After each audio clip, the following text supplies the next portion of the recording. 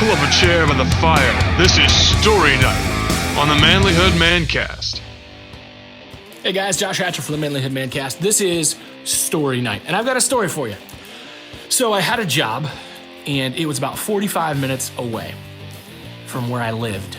And to get there, I had to go up over a steep hill, down the steep hill, and the job was in radio, so it was a morning news shift, and I had to be at the radio station ready to go before 5 o'clock. So usually I would try to get to the station about 4:30, try to start writing my news so that I would be ready to go in time for that newscast. And I would stop at the police station at about 4:15, and I would say, hey, what have you guys got going on?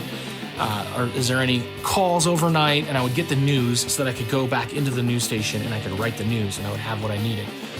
The problem was, in order for me to get there, I had to wake up at 2:30 or 3 in the morning and leave my house.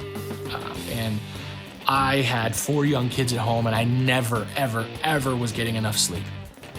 So I'm driving over this hill and I was half asleep, and what would happen is I would fall asleep while driving and I would kind of be like dozing in and out.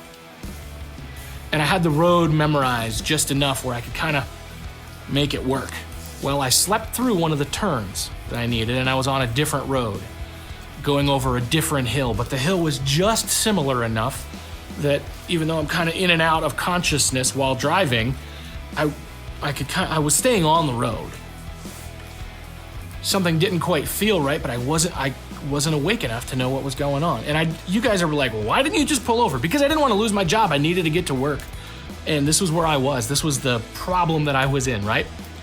So I was half asleep, trying to wake up, trying to get to work, and get down to the bottom of the hill. And because I'm in a different spot than I think I am, I'm robot driving, right? I'm kind of thinking I'm in a different spot and I don't realize where I'm at. And I'm, all of a sudden I realize I'm going through an intersection. It's a T-shaped intersection, and I've got a car coming at me this way and a car coming at me this way.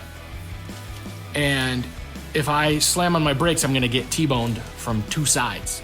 So I slammed on the gas pedal and I jumped the edge of the road into this guy's yard and kind of slammed down the car right next to his house, like inches away from the corner of his front porch. And when I did, my glasses went flying off and they hit the floor, and that wakes me up real fast. And at this point, I'm gonna say it's probably about 3:30, 3:45, and I throw it in park and I bend over and I'm trying to find my glasses, and every time I bend over, my shoulder hits the horn. So about 3 or 4 times my horn goes off in somebody's front yard while they're sleeping at 3:30 in the morning. So I get out of my car because I see this guy coming outside. I'm like, I'm really sorry. I fell asleep while driving and I have no idea where I am. I have no idea where I am. I said, I really have no idea where I'm at. And I said, I need to get to work. Where's your driveway? And he's like, you hit my house, you hit my effing house. And I'm like, no, sir, I didn't hit your house. I said, I already looked and I'm about 6 inches from your house. And he goes, oh. And so he turns around to walk in the house, and as he does, I see behind his back, he's holding a nice big shiny chrome pistol. And I'm like, ah. So he points to his driveway, I get in my car, I leave. I end up taking a wrong turn and driving I drove probably 20 minutes before I even saw a landmark to recognize where I was at. So then when I see the landmark, I realize I was going the wrong direction. I turn around, I get to work. I no longer have time to stop at the police station. So I get to work and I call the police station. I say, anything going on? Any news happening overnight? And the officer says, Josh, we're gonna send somebody to talk to you about it. Okay. And honestly, I was still half asleep. I didn't put 2 and 2 together. A few minutes later, the township police officer walks in and says, Josh, could you step outside with me for a minute? Yeah? And as I step outside, he says, did you run into a house this morning on your way to work? No, officer, I didn't hit the house. I missed the house. he says, "Do you care to explain the dent on your front fender?" And I said, "Officer, that dent has been there for about a year." I said, "It's from a deer. If you look at it, you'll see that there's some dirt on it that's all over the rest of the car." I said, "It's an old dent." I said, "It's actually a little bit rusty." And he says, "I can see that. I'll let you have that." So, he